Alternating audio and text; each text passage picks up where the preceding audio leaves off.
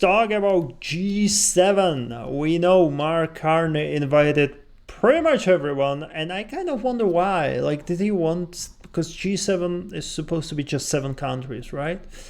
The really good 7 countries, and Canada right now is probably number 7. So did he want someone who's gonna put Canada into better spotlight, that he can say, hey, it's not as bad as in this case India, because I know he invited India, and then he invited, who was that, Turkey or someone like that? Alberta Primetime with Michael Higgins. Welcome to Alberta Primetime. Ahead tonight, our politics panel on the Premier facing an angry town hall on coal policy.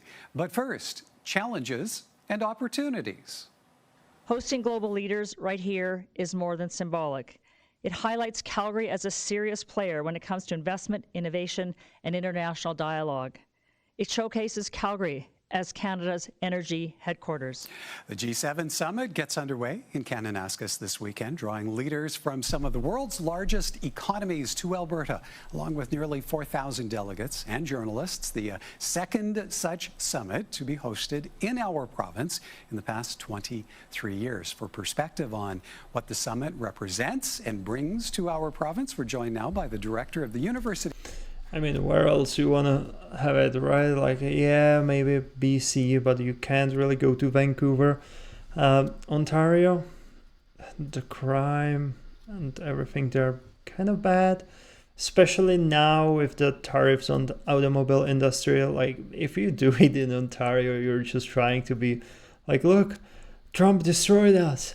So yeah, Alberta, best choice. And let's be honest, Alberta is the one who brings money to Canada, and then all other provinces just kind of take their definitely not fair share, right? We have these equalization payments, and so Alberta makes money and just sends it for Canada to survive, which is kind of ridiculous. Well, wouldn't be as ridiculous if Alberta had their freedom to use all the resources, build the pipelines, up the production of gas and stuff like that, right? But then from Ottawa, it's like, no, you cannot do it. You have to feed us, but you cannot do it this way.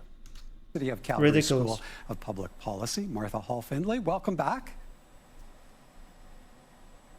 Thank you for having me.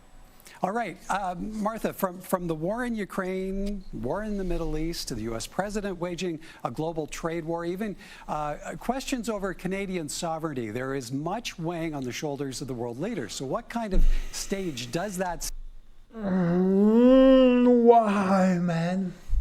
Why are they still on that 51st state? The only possible outcome that something like that would happen is Alberta separates and Alberta decides they want to be 51st state. Like, really, are we still gonna consider Canada threatened by these rhetorics? It's 80% joke from President Trump. Do you really think he wants another liberal country in the US? Or state? Like, come on, guys, can we stop talking about this BS? You're just giving it more power, and I understand why. And that's what won the elections, right? Because liberals ran on it, and I guess we're still on it. But come on, just no, don't. Set for this summit. I think a lot of people are watching very intently to see just what happens. How is Donald Trump going to be? What the heck was that building? You know what it reminded me? I'm sorry, but for some reason that building reminded me this. My bad. Yeah. Very intently to see just what happens. How is Donald Trump going to behave? What are some of the discussions? I mean, you have planned discussions, but then you never know, especially in these volatile times, where some of the discussions will go. I think what's really interesting about a G7 right now, and for Canada to be hosting, is there is no other opportunity like the G7 meetings to have really important straight talk among senior politicians from key countries around the world.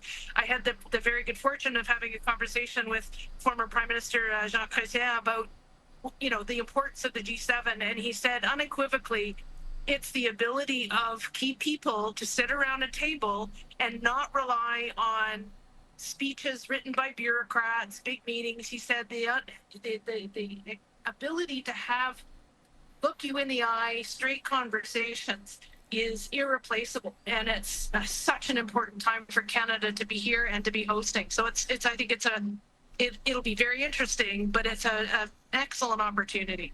And so where does that leave Canada as host and expectations for how we fit as a nation into the bigger picture?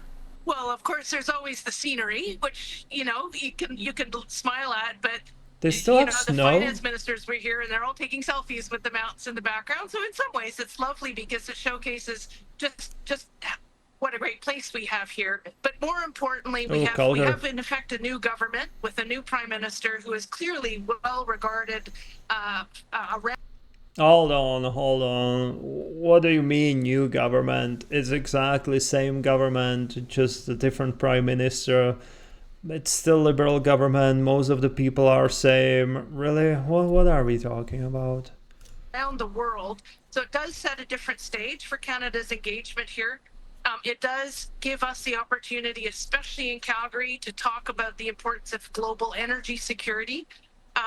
It shows it is an opportunity for Canada to really be taken, I would say once again, very seriously on the global stage. And that's really important to us. It's particularly important to us as a relatively small but very open, very trade-dependent country. And for us that are being presented by Donald Trump to engage with other global leaders to reinforce the importance of an open trading world order. How different a summit of leaders do you expect this to be compared to the one hosted 23 years ago? Well, goodness, I mean, there's some parallels. The one in 2002, when Jean Chrétien was the prime minister at the time, was right after September 11th. So there were an awful lot of people around the world very much on edge. There was global security, was very much top of mind. We, of course, have the war, the Russian invasion of Ukraine for the second time, a war right on Europe's doorstep, at the same time as greater questions about the United States' role in potential conflict. And so there are parallels. It's unfortunate, you 25 years later, and we as a globe are still talking about some of these really serious peace and war and peace issues. That will clearly be one of the aspects. The other thing that's of interest, I think, for the G7 is that the G7 itself as an organization came about largely. Jesus, someone get her a better camera and mic. Like, I'm sorry, this should not be happening. If you want to talk to someone over the Zoom, make sure that they have equipment for it. Come on. Came about in the 1970s, 50 years ago, largely because of the then world energy crisis in the 1970s. And we clearly have some energy security issues facing the world right now too. So there's some interesting connections, both just simply because it's the G7, but energy security issues thanks to the Liberals being in power. Let's be honest about it. The same like the trade issues, same like the issues with President Donald Trump. Like, we wouldn't be in this, I'm sorry, but shithole if it wasn't by the Liberal government for the past 10 years, right? Like, we're worst out of G7. What are you talking about? We have all the resources in the world. We should be one of the best, and somehow Liberals made it that we're in deep trouble right now, and saying that Canada should be taken seriously, well, give them a reason to take Canada seriously, because right now it's kind of a joke, man. also to 25 years ago here in Kananaskis. You mentioned Donald Trump a moment ago. We expect that he is at the table. How awkward might conversations be between nations as a consequence? The unpredictability of the U.S. president brings to the conversation. And it is also very interesting to see the different heads of state that Prime Minister Carney has invited and who are coming. There will be some where everyone's around the table. There will be some meetings where not everyone is around the table, simply because it is the G7. So some are invited to some of the sessions. It will be, I mean, Donald Trump has already made it very clear that if he sees countries ganging up on him, to paraphrase, he won't be happy about that. So there will be sensitivities for sure, but there is huge benefit in having these world leaders in the same place. There will be hallway conversations. There will be side conversations. It is an incredible opportunity for our Prime Minister, Prime Minister Carney, to really establish Canada and himself as a key player in these discussions. In terms of nations getting together, I don't think Carney is a good choice. We saw that not the interview, but the meeting with President Trump, Carney just folded. Like, he's all muscles in Canada, but when he's dealing with someone else, he's not an experienced politician. And in that meeting, he didn't even look like experienced businessman. I'm not gonna lie. Like, he just gave up. He wasn't even able to say the word. Like, he needed pretty much Trump's permission. He needed Trump to help him to stop the journalists to ask more questions so Carney can reply. Like, if Trump didn't help him, Carney would just sit there and be quiet, which he did 90% of time. But I don't know. I don't have a faith in him for this G7. Finding solutions, what needs to result from this summit for it to be considered a success, especially from a Canadian standpoint? The fact that we're hosting it, the fact that our new Prime Minister is the host is already, frankly, a success for me in my. I'm sorry, I don't want to be negative, but for me the success will be if there's not going to be any drama. If there's not going to be any terrorist attack, if there's not going to be any protests, if there's not going to be any drama, like, that's going to be success. I don't hope for more.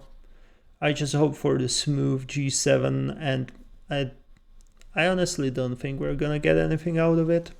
I don't think anything will get solved with Canada and the rest of the world. G7, yes, they will make some decisions, but I don't think there's going to be anything that really helps Canada. My view as a Canadian, the fact that a number of these heads of states, Modi as an example, I think is a move in a very strong direction.